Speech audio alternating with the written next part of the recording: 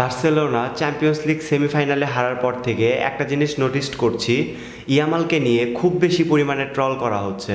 আর এই জিনিসটা প্রায় দ্বিগুণ হয়ে যায় যখন স্পেন ন্যাশনস লিগ ফাইনালে হারে পর্তুগালের কাছে। পর্তুগাল উইন হয়েছে রোনাল্ডোর সেকেন্ড ন্যাশনস লিগ, এতে আমি অনেক খুশি।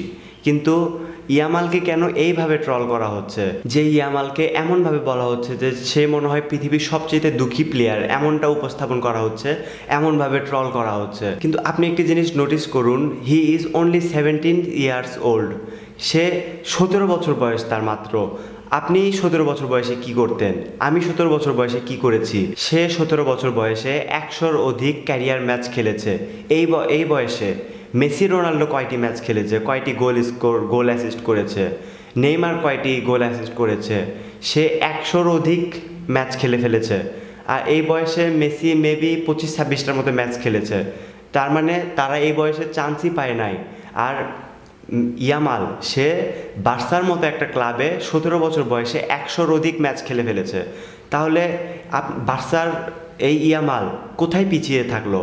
সে কি এই চ্যাম্পিয়ন্স লিগ আর এই ন্যাশনস লিগ হারার মাধ্যমে সব হারিয়ে ফেলেছে? তার সামনে এখনও অনেক সুযোগ রয়েছে। এইবার বার্সেলোনা ওয়ার্ল্ড কাপে কোয়ালিফাই করে নাই তো কি হয়েছে? সামনের বার করবে, সামনের বার ইয়ামালের কারণেই করবে। আর এই ইয়ামাল যে বার্সার জন্য, স্পেনের জন্য কতটা গুরুত্বপূর্ণ এই সময়ে এসে, সেটা বার্সায় ইয়ামাল কিছুদিন অ্যাবসেন্ট ছিল ইনজুরির কারণে, তখনই বোঝা গেছে যে বার্সায় ইয়ামালের কতটা গুরুত্ব, কতটা প্রয়োজন। আর ইয়ামালকে নিয়ে এত বেশি পরিমাণে আশা করার এটিও একটি কারণ হতে পারে, সে টানা ব্যাক টু ব্যাক কয়েকটা ফাইনাল উইন হয়েছে, কয়েকটা ট্রফি উইন হয়েছে। সো তাদের ভক্তদেরকে বেশি কিছু দিয়ে ফেলেছে।